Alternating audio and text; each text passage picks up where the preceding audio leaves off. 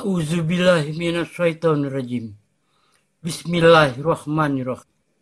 Assalamualaikum warahmatullahi wabarakatuh. Allah mewajibkan qisas, hukuman balasan.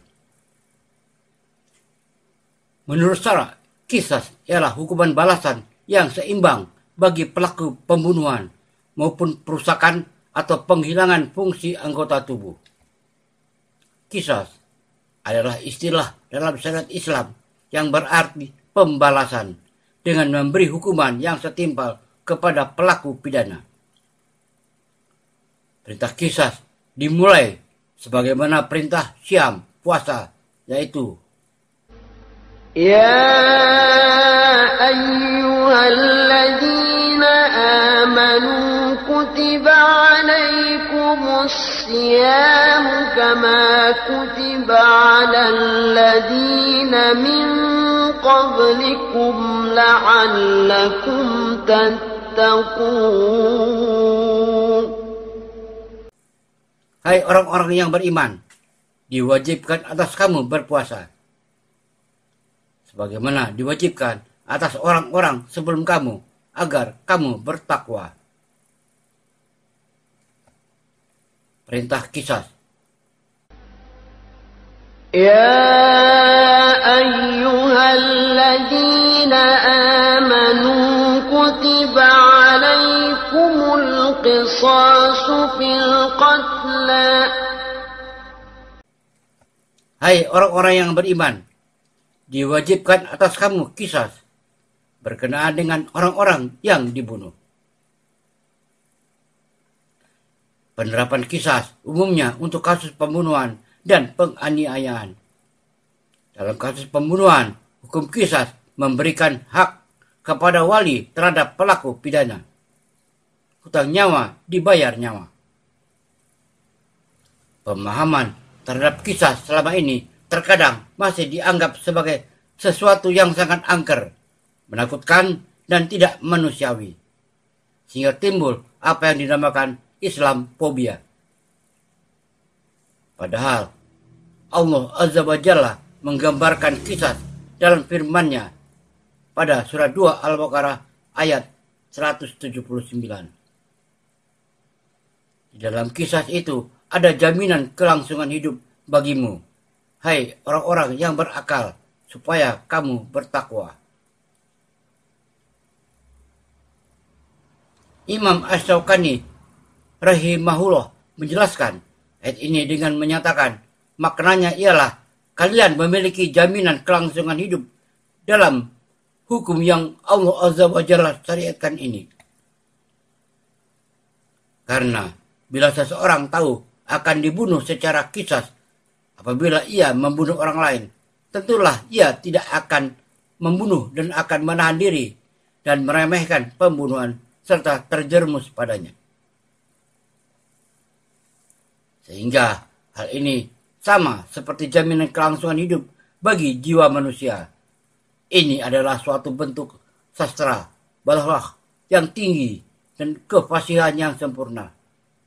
Allah Azza wa Jalla menjadikan qisas yang sebenarnya adalah kematian sebagai jaminan kelangsungan hidup ditinjau dari efek yang timbul, yaitu bisa mencegah saling bunuh di antara manusia. Surah 2 Al-Baqarah ayat 178 sampai 179.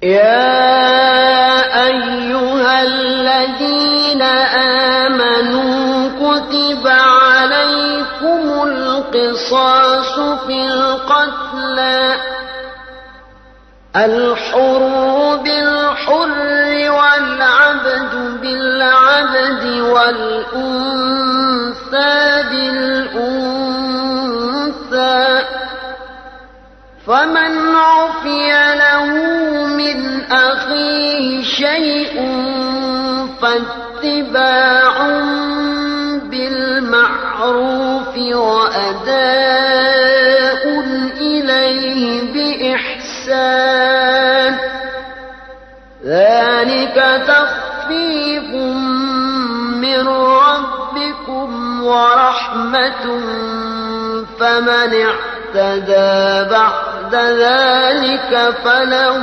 عذاب أليم. Hai orang-orang yang beriman, diwajibkan atas kamu qisas berkenaan dengan orang-orang yang dibunuh, orang merdeka dengan orang merdeka, hamba dengan hamba, dan wanita dengan wanita.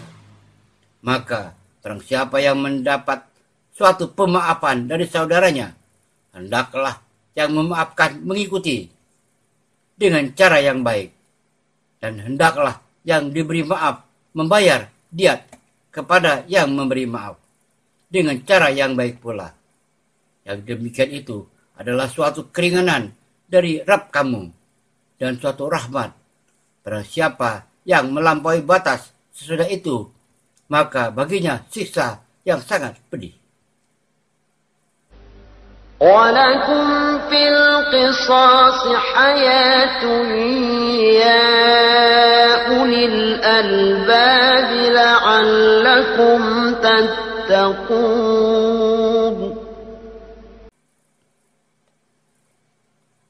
Dan dalam kisah itu ada jaminan kelangsungan hidup bagimu, hai orang-orang yang berakal, supaya kamu bertakwa. Hal ini dalam rangka menjaga keberadaan jiwa manusia dan kelangsungan hidup mereka. Allah Azza wa Jalla juga menjelaskan ayat ini untuk ulul albab, orang yang berakal, karena merekalah orang yang memandang jauh ke depan dan berlindung dari bahaya yang muncul kemudian. Sedangkan orang yang pandir, berpikiran pendek, dan gampang emosi, mereka tidak memandang akibat yang akan muncul dan tidak berpikir tentang masa depannya. Akibat sikap terburu-buru dan tidak mengerti hakikat syariat yang ditetapkan Allah Azza wa Jalla, banyak orang bahkan kaum muslimin yang belum mau menerima atau bersimpati atas penegakan qisas ini. Padahal pensyariatan qisas adalah kemaslahatan bagi manusia. Sehingga amat buruk orang yang menyatakan bahwa kisah itu adalah suatu yang tidak berperi kemanusiaan atau biadab dan keras. Mereka tidak melihat kepada kebiadaban pelaku pembunuhan ketika membunuh orang yang tidak berdosa, ketika menebar rasa takut di daerah yang tersebut, dan ketika para wanita menjadi janda, anak-anak menjadi yatim, dan hancurnya rumah tangga.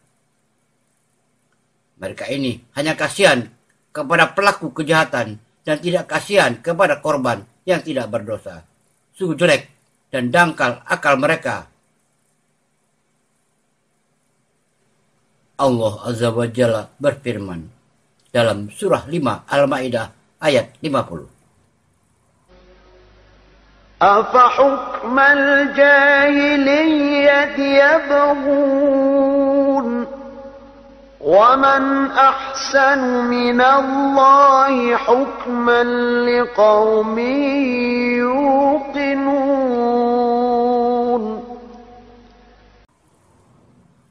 Apakah hukum jahiliyah yang mereka kehendaki, dan hukum siapakah yang lebih baik daripada hukum Allah bagi orang-orang yang yakin? Demikian beberapa hukum seputar kisah. Mudah-mudahan dapat memberi pencerahan akan keindahan dan pentingnya menerapkan kisah di masyarakat. Wallahu a'lam bishawab. Semoga bermanfaat. Wassalamualaikum warahmatullahi wabarakatuh.